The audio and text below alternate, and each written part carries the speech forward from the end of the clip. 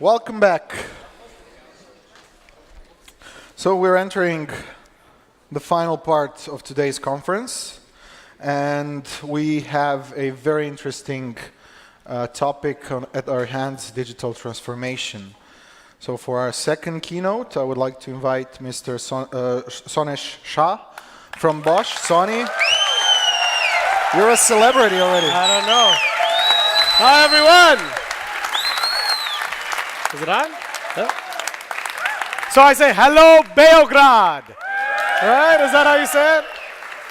So this is my first time here in Belgrade, and unfortunately, I really haven't gotten to see much of the daylight. I've been in workshops, but I did get a little taste of the nightlife. And I think I'm still recovering a little bit, so my voice may be a little bit under what I'm used to. So I'm here representing Bosch Power Tools division, as a few colleagues here are from. And I'm responsible for marketing and digital for our North American division, which, as you can probably tell, I'm American. I have a slight change in my voice, and I act a little bit funny on stage. But any of you who want to connect with me, feel free to find me on LinkedIn or my Twitter handle, which sometimes gets a little bit nasty, so don't get too into that stuff. Anyway, I'm talking today about digital transformation, a topic that has come about quite a bit in all of our presenters' conversations. And I'd like to start it off with a little bit of a video. What is digital transformation? We are currently undergoing a once-in-a-lifetime technology shift that will transform every industry and every business in the world. This megatrend is called digital transformation. It is evolving at a pace that none of us have ever experienced. And this is just the beginning. The first step in the digital transformation process is fundamentally changing the way you think about your business today. It involves shifting your investments from older technologies and business strategies to investing in new, innovative business models based on the latest and emerging technologies. Digital transformation is a necessity to stay competitive, and you need to address these changes before your competitors do, or you'll be in hot water. Digital transformation will have a big impact on your business. You'll make more money, recruit the best people, improve team productivity, beat your competition, create happier customers and partners, and best of all, you'll have more time for fun.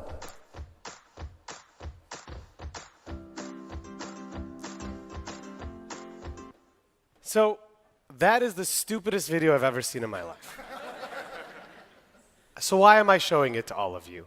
It's not to waste your time, but it's to tell you about the stuff that's being pushed around this topic, that it's easy, that it's a prescribed method for success. You end up on a beach. All you have to do is invest in technology. These are themes that any consultant in digital transformation may want to sell you, but the reality is it's very different. And my conversation really isn't around transformation. My conversation is a much more powerful topic that I talk about, which is evolution. This is what I think we are going through, is what I like to call just another one of those. What do I mean by that? This, as my colleagues referred to earlier, all this stuff has kind of happened before, right? I am positive that when the first printing press came out, there was if YouTube was there, someone would have made that same video about your life would be so much greater if you just bought my printing press. The reality is that technology is a part of the equation, no doubt. Yet, for companies, our challenge always is and continues to be our ability to evolve and support and drive these new technologies within our business. We know what the difference is now. That's all real. All the cool stuff you heard these guys talk about, that's all real and it's coming, and it has really changed the way we think about how fast we need to evolve. So let me dive into that. The evolutionary process of organizations is a lot of this testing and learning. It sounds like a new topic, but companies have been testing and learning a long time. That's how we have the innovations we have today. It's just a little different now because those loops are a lot faster, And you can't really fail on a major scale. I know we like to talk about failure is great, failure is great. What we mean by failure is great is you take another step forward. What you can't do is keep taking steps the wrong way. And what we're going to talk about today is how you have a really strong evolutionary mindset, because that's what we need first and foremost before technology to really succeed in digital transformation, or evolution as I like to call it. It's a good question. How do we evolve? I'm going to play 2 videos. They're a little dramatic, okay? But bear with me. I think you guys will get the point, okay? Oh, sorry. The first one references a path down evolution, which I'm calling digital or die. And what that means is there's an attitude towards evolving which says, if I don't change, I will die. So the motivation is actually death. The motivation is actually fear. And let me take you through a little video of how that may come to life. I'm sorry, Mr. Baker, but you've developed a severe gluten intolerance.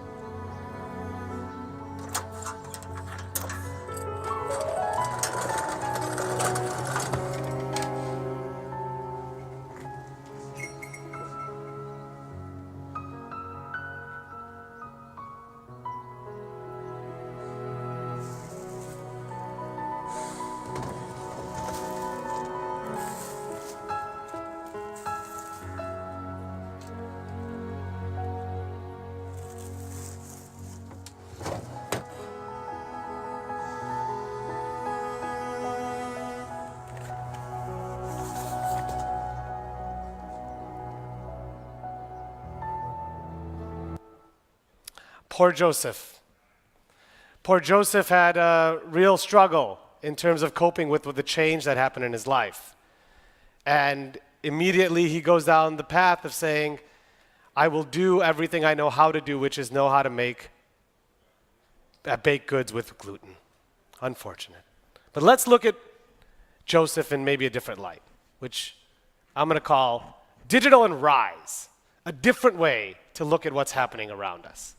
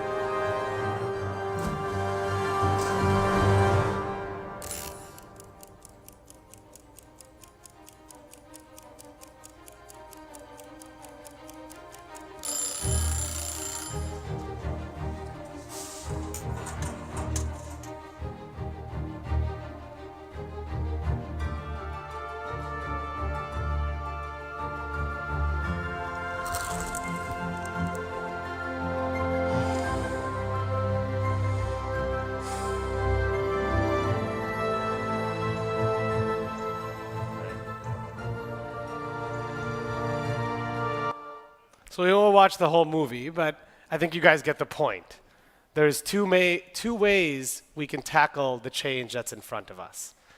We can look at it from a moment of fear, or we can take it as an opportunity to grow. And I'm going to take you guys through 2 examples of 2 companies that took very opposite approaches and how they ended up, and to really support that message. One is a brand that many of you guys know, Gillette, right? And they make shaving products, and they're extremely popular. Their idea of evolution was more blades, for those of you guys that know the space a little bit. Their strengths, strong marketing company, probably one of the best in the world. Their ability to dominate distribution, their ability to create things like successful distribution blockers like in-store merchandising, allowed them to be not only the market share leader, but far and away one of the most profitable companies in the world. And they are no stranger to competition. Then something happened. So some of you guys may not know these brands, they're American brands, but in the US, 2 brands decided to start selling in a different way, razors. They started offering the ability to have razors come to your house for a lot cheaper price than what Gillette was charging. They also allowed you to try stuff for free. They engaged direct with the consumer instead of distribution in general. Now, it's very common in these disruptive stories to talk about the disruptors. I'm actually going to talk about the incumbent, because in my opinion, this was a choice that Gillette got to make. They saw these guys coming, and they decided what their next path was going to be. And instead of rethinking their toolbox, they went in and reached right back into the old toolbox that they had. The first thing they did was start a campaign about why the competitor wasn't good enough. By plastering Harry's all over their website, everyone went to Harry's to say, what the hell's Harry's, right? And they created sales for their competitor. The second thing they did, they said, you know what, that seems to be working, I'm going to try the same exact thing. So they said, let's deliver blades at their price direct to the consumer. They didn't have the logistics capability, they still don't. They suffered when it came to pricing, and at the end of the day, they exchanged their profitable customers for a much more unprofitable customer. And the third thing they did was take the real disruptive approach of dropping price. They reached right back into the old things that they knew how to do well. It just didn't work. And the reason why it didn't work is because they didn't evolve. What happened? In the US, they have much less market share than they ever did. They have 2 competitors that are 6x the growth rate of what they're experiencing. It is an unprecedented level of disruption. But my theory is, while it is a lot about the disruptors, it's also very much about how Gillette chose to act. They chose to take the approach, if I don't find a way forward, I will die. And so they copied, and they didn't evolve. I'll take another example here, which is going to be the opposite scenario, right? And so I'll start by showing what was facing the industry. Who would want to be in the newspaper industry? Advertising revenue, including online, has dropped significantly. As this shift was happening, as print advertising started to drop, every single media company did the same thing. They said, it's shifting from online to digital, go get digital ads. So their advertising teams, they did the same business model, the same approach that they were doing before. We had print ads, now we're going to do digital ads. Go get more money in digital. Very typical approach. It didn't really work. They also are facing some other crazy external forces. They're facing the fact that no one goes and buys stuff where they used to. They got governments telling them that there's no longer, their news doesn't matter, that it's fake. And obviously the fact that you can get any piece of content anywhere you want. So these are not forces that are fun to be dealing with. These are not forces where it's really easy to reach back in your toolbox and say, I know what to do next. But one example of a company, the New York Times, who has still not figured it all out, but I think they took a very interesting approach to tackle this problem. They created a team called Beta. And this team was challenged with innovation in digital. And I love this quote. This quote is about what I'm trying to say here. This is someone else in the newsroom who says, beta is like a virus, a pathogen. It's infecting lots of people in the newsroom. That's what you want. You want the culture of innovation to be the thing that everyone's thinking about. You want everyone to be thinking about what's next, what's next, what's next. And you know what? Not everything they did worked. Their developer portal, I think, still is in beta, right? Where they wanted other people to work off their APIs. But they built a product called NYT Now, using tools like AI to help deliver the right content to their users. But the single most important thing they did was avoid the traditional trap. As all of their competitors started moving very, very heavily towards digital advertising, they said to themselves, digital advertising will only get us so far. We are going to need to do the opposite of what everyone else is doing. As everyone started giving away content for free to support an advertising model, the New York Times started charging for their content, which was unheard of at the time. If you want to read my stuff, you're going to have to pay me and subscribe to my content. What happened? The digital revenue of their business, a line item that didn't even exist, is almost half of their overall revenue today. The number of subscribers that they have from a digital perspective, over 2 million, is something that they never, ever, ever could have even predicted. But they took a route for evolution because they saw the inflection point in their industry. I want people to really come away with here understanding that this is the heart of what's happening in transformation. It's companies, it's people that are taking risk. And they're taking calculated risk, but they're taking the risk to go get an opportunity, not to fear death. So let's talk a little bit about Bosch and my company. We are also at this point. Our inflection point is now. There are serious disruptive trends that are happening in our power tool space. I mean, come on, you're drilling a hole in a wall for crying out loud, and there's still disruptive forces. What are they?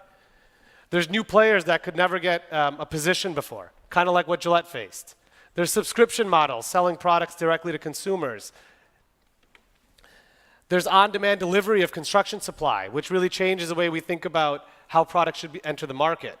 And there's also this thing called the sharing economy, which some of you guys have heard. What if people don't even need to buy a power tool in the future? So these are really big things that we have to think about. So how are we coping with it? I will tell you, we are not iterating fast enough as a company. I won't stand up here and tell you that we've got it perfect. Even my colleagues who presented Bosch before will tell you that these are steps in a process. We will get it right, we have to get it right, but we can never let ourselves believe we've gotten it right. So let me tell you about some of the stuff we are doing. We elevated innovation in digital to the 4 biggest things that are driving our growth. And that's really important. I know it sounds very simple, but as a company, if we say these are the 4 things that we want to drive our growth, that changes mindset. It says digitalization is to go get growth. Innovation is to get growth. We've also built out a pretty cool team, some of which are here today. And this cool team gets to work on this problem, right? And we're distributed, and we work very differently than we used to. And we're challenged by making this world become a great reality where we get to win. But we're also thinking a lot differently about how our products could come together and where digitalization really needs to occur. My colleague Arne presented on manufacturing. We look at 4 areas of digitalization together for power tools, and we say, boy, we got to get all this right if we're going to get it right, right? And then we got to iterate like that, and that's heavy, that's hard. But you know what? We're going to try it. And we're going to try it, and we've got some cool products that have come out, but they're not good enough, right? The UX, still a little weak, right? The solutions they provide, they're there, but they're not at the level they need to be. So we have to be able to critically look at ourselves and say, yeah, we're a really great company, we got a really great brand, and we got a ton of really motivated associates, but we got a long way to go. And the cool part about saying that is because then we all feel as though we are moving in the right direction. And that's what evolution is. It's loops, it's not a straight line. So just some key takeaways for you guys. Number 1, evolve quick. evolve quick. That is not something that should be said to a bunch of young folks that don't already feel this way, but you need to understand how important it is for you to evolve quick. When my colleagues showed some of the content, how you could learn more about AI, you guys should go learn about AI. When another one gave you a cool URL to go learn all of his content that he had up there, you should go figure that out. You go learn, you go understand, you go remember, because if you can't evolve, you won't be around anyway. And then, of course, find the opportunity, go after the opportunity, and be brave about it. Because what you can't expect to happen is this. Leadership, sometimes we think it is all leadership down. Okay, like the top people in the company are going to drive the change. The way you win is not by showing someone a wheel. The way you win is by putting the wheels on the wheelbarrow. It's a different level of challenge, and it's a different level of positioning of how you need to do it. So they will always be too busy. They will always have something else that's more important. So the single most important thing I want to leave you guys with is that message, because at the beginning, I think we were asked, what's the most interesting picture we could take, right? And I would bet that the most interesting picture that I could take is the one of you guys looking back at me. So, what do you guys think? Are we going to digitalize and rise? Very cool, because change starts with you. Thank you.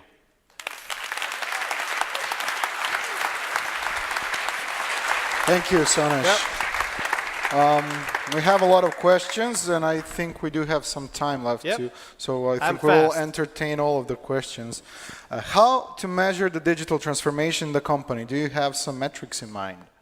Yeah, your sales growth and your profitability. It's really easy to measure it. That's what companies are measured on, and it will continue to be what they're measured on. Now, on a given project, one of the risks we see a lot with business model innovation or new product introduction is that we don't do a good job of setting milestones that tell us that is going to continue to work or we have to drop it. A lot of times what we do is continue to hang on and not know when it's enough or not. And so really good companies are able to put those measurements into place to say when's enough and when's not. Does digital transformation have an end? I know that's a stupid question. That's one of my colleagues who asked this question. I know he always asks this to me. It's not, so take the digital word off, right? And let's call it evolution or transformation. The answer is no, of course not, right? Because after we're done calling it digital, we're going to call it something else. And once that's done, it's going to be called something else. And so, of course not. We're never going to stop evolving or transforming. How can you convince companies that have adopted digital or die approach to change, to digital and thrive? I don't know. I don't know. I wish that was an easy answer. I think if we knew the answer to that question, no one would take that approach.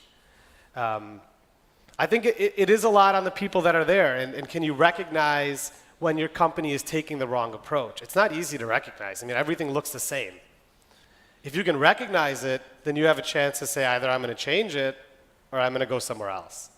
And that's a choice that as individuals we have to make. And I don't know if it's worth trying to change a company that doesn't want to go down the wrong path. This is the question that we received in the after the very first speech. Should we be scared of this digital transformation? I saw that question earlier, and I actually wanted to screenshot it. Of course not! This is the greatest time to be alive. You literally can leave here today and start a company from your bedroom. I mean, how cool is this world that we get access to? If you're scared of this, I mean, you've already kind of given up, right? Can you give an example of an old school company successfully transitioning to digital that wasn't brought down by competition, besides New York Times? Oh, who gave me a good one the other day? Let me think about it. Someone gave me a really good one the other day outside of the New York Times. We can go to the next one after. Yeah. So, a word or two on API economy. Excuse me?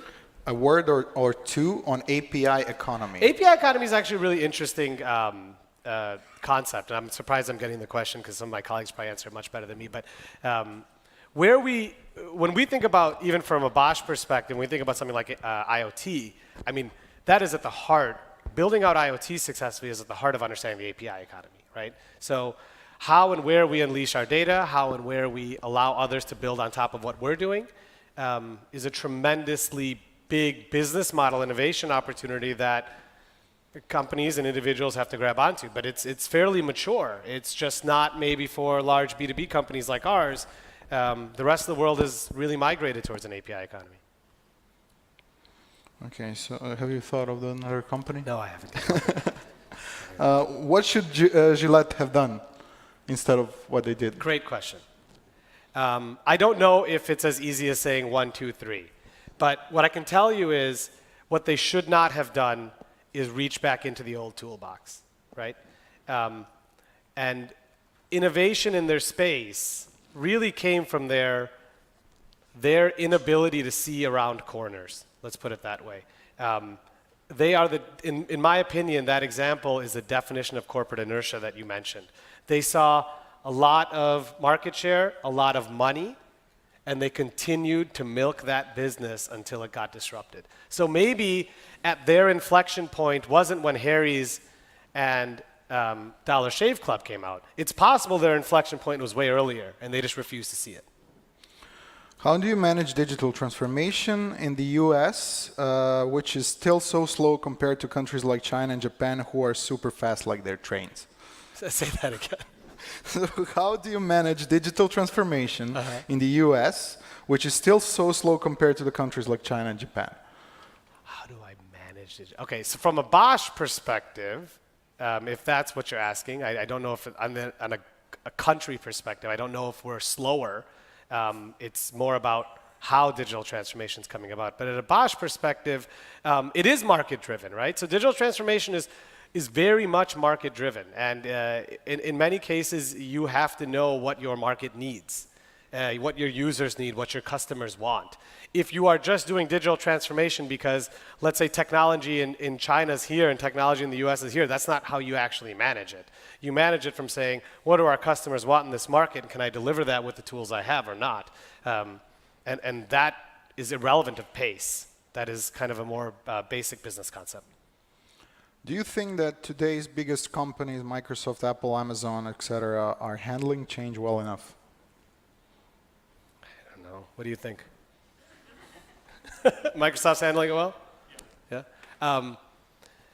You know, I have a colleague at Google that I talk to quite a bit, and one of the things they said the other day was really funny to me. She said, you know, I don't even know what the other side of my group is doing. And I said, oh, that sounds like all of our problems. Like, it's really cool that you have the same problems that we do, right? Because we're all human after all, right? And collaboration, despite the tools or not, is still a big challenge, no matter what size of company you are. So, of course, they're managing this change well because they continue to show success and they're continuing to challenge themselves to be better. But yeah, that can change in an instant. How do you build company culture to help drive a digital mindset? Excellent question. And the last one. Okay. The company culture, I think you want to have a series of optimists. Not ones that can't see the truth, but optimism is infectious at companies. And I think there are many cultural elements that it takes to be strong at digital transformation, but that's one that I really think is important. There's also a ton of transparency and accountability that is delivered no matter what your company is. But this idea of optimism, this idea that you can get ahead, and this idea that you're willing to go after risk is cultural elements that have to exist within organizations to be successful. Thank you so much. Thank you, everyone.